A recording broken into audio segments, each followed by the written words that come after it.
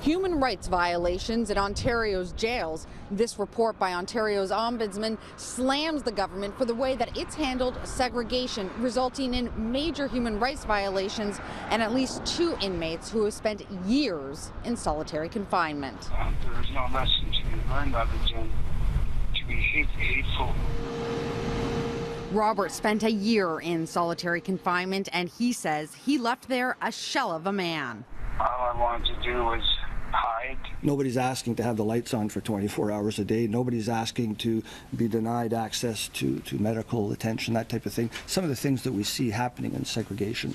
In terms of size. Ontario Ombudsman Paul Dubé slammed the government for its abuse of the solitary confinement system, saying Ontario jails don't even have a uniform definition of the term segregation or an accurate way of tracking how long inmates have even been confined. Information on inmates segregation is often entered incorrectly. Inputting incorrect start and end dates makes it impossible to know who is in segregation and for how long.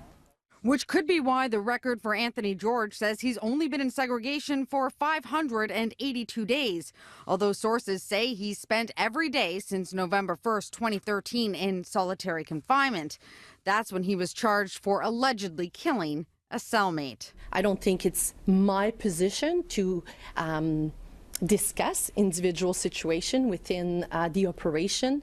There's also Jelani Hibbert, who, according to this report obtained by City News, only spent 11 days in segregation in the Mimico jail for allegedly killing his cellmate last January. And then there's Adam Cappe, who famously spent 4 years in segregation for a similar alleged crime. We have called for a ban on the indefinite use of segregation, so anything more than 15 days, in conformity with what the United Nations proposes.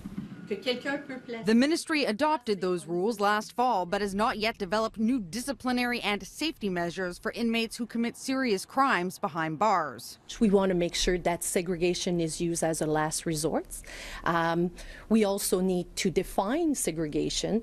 We also need to ensure that we track. In November, the ministry appointed the former federal ombudsman for prisons to conduct yet another review of segregation. His report is expected in coming months. Outside of the Toronto South Detention Centre, Christina Howard, City News.